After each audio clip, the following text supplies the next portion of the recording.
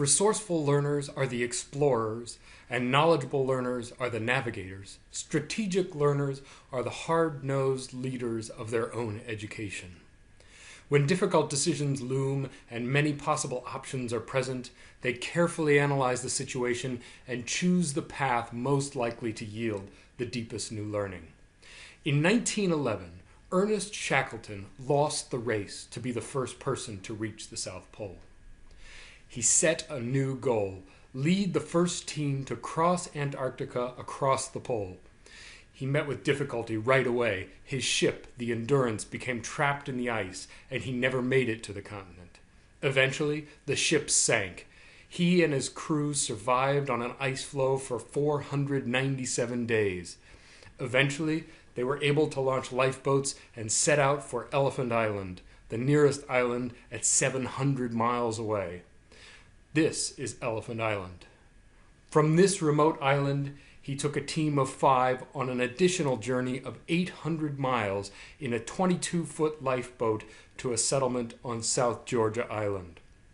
3 months later, he returned to Elephant Island with a ship and rescued the crew.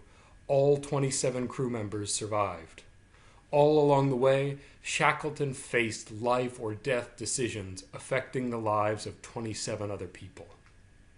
Most of us will not lead Antarctic expeditions, but every one of us will lead our own learning for our entire lives, at least after we leave school.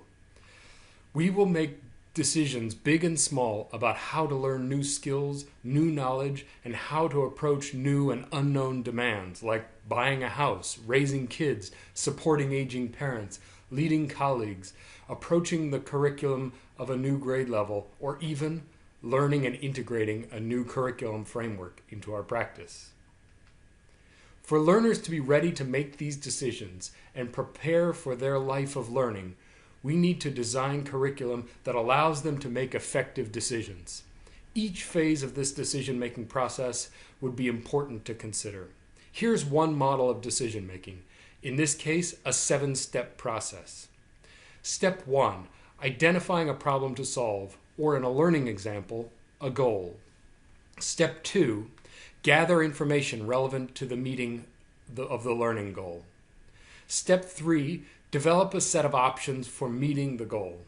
Step 4, envision outcomes and consequences if you pursue different options and make a decision. Step 5, plan how to execute the decision and match your action to that plan. Step 6, assess your progress toward the goal. Step 7, zoom out and determine whether and how you've met the goal. Determine the place of your new learning in the context of your prior knowledge. Finally, set a new goal and repeat the process. Each step along the way requires a certain set of skills and indeed deserves its own place in any curriculum. Here are just a few of the skills needed to accomplish each of these steps of a decision-making process regarding your learning. In order to set a goal, the strategic learner needs to be able to fully embrace the problem to solve or the goal, to take it on as their own. They need to be able to envision the future, understand the boundaries of what they know now, and estimate how long this new learning will take. This allows them to set clear, specific goals of the right scale focused on the next logical area of learning. To pursue a goal and develop an approach, strategic learners need to gather information from a wide variety of sources about the landscape of their new learning. Some of this looks like traditional research when identifying relevant information, but it also requires deep and honest self-knowledge to inform the kinds of paths to success that might be successful. Finally, the accurate interpretation of all of this information is key. Once familiar with the landscape and in possession of a specific goal, the strategic learner develops a set of options to meet that goal. They have to consider new ways of learning, think about learning paths from other contexts, and even observe how others have learned before. Strategic learners develop more options than they need so that they can edit, refine, and take the best ideas from a variety of paths. In order to weigh these options and decide, they need to be able to envision the positive and negative consequences of each possible path, drawing on past experience and the experience of others. They need to know how to connect current circumstances to their past experiences to know what is relevant. Finally, they need to be able to settle on a decision and stick to it long enough to try it out. Even once a decision is made, there is so much more work. Planning each step requires the ability to clearly articulate the plan and to create a logical sequence. An essential part of a plan is being able to match your actions to the planned actions, which requires accepting full responsibility for your actions and, perhaps most importantly, managing your emotions around new learning and a new plan. It's all too easy for the less than strategic learner to reassess on the fly and find herself back doing things the same old way.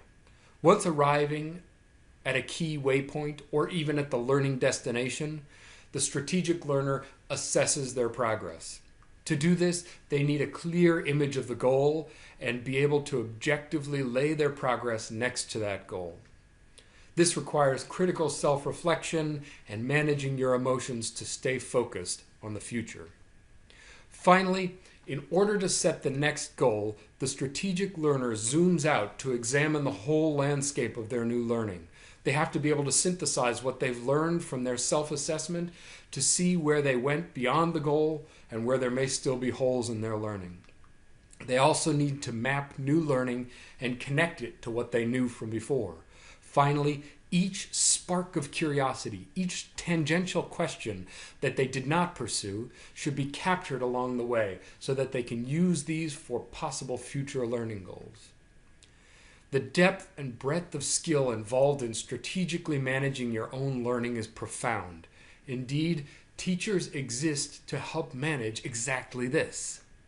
You may have heard in these skills so many of the skills that you use before, during, and after each and every school day. How do we invite learners in to take more responsibility for these skills so that they don't experience the graduation cliff, not knowing after graduation how to approach learning in new contexts when there is more freedom and less direction? Each step of this process can be managed by the learner or the teacher. Schooling starts with the teacher strategically planning goals, learning paths, and assessment. The goal is, over time, to gradually hand this process off to learners. As we know, every learner is in a different place, and designing flexible curriculum allows us to provide opportunities for learners to take control as they are ready. Imagine a situation where the teacher and learner are sharing responsibility for setting a goal. Learners need to be able to embrace new goals.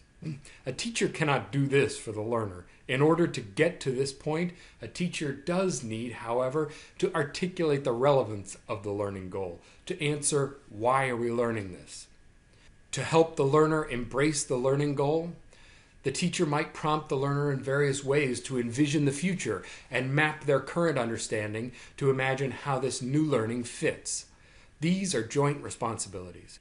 Finally, the teacher might ask the learners to estimate how long meeting this goal will take to inform the scope of a goal, and so that learners have the opportunity to develop this skill. Let's take one more example, developing options. It's an exciting day when a learner comes to you and says, "Could I approach this new project in a different way?" and offers an equally rigorous option that is more meaningful to them.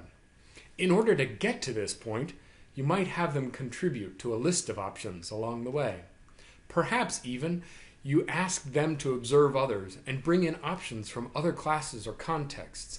What does skill development look like in soccer practice, math class, Girl Scouts, and piano lessons? How can this inform the options that we have for the current learning goal? To become a strategic learner, you have to develop all of the skills of making informed decisions. So while most of us will not lead an Antarctic expedition like Shackleton, as strategic learners, we are called upon to make some of the most important decisions of our life, our own learning path. To develop these skills, we need to start early. Needless to say, making a decision requires having choices. And our job as teachers is to offer choices that will develop these skills of strategic decision making. Thanks for joining me for Module 7 and see you next time.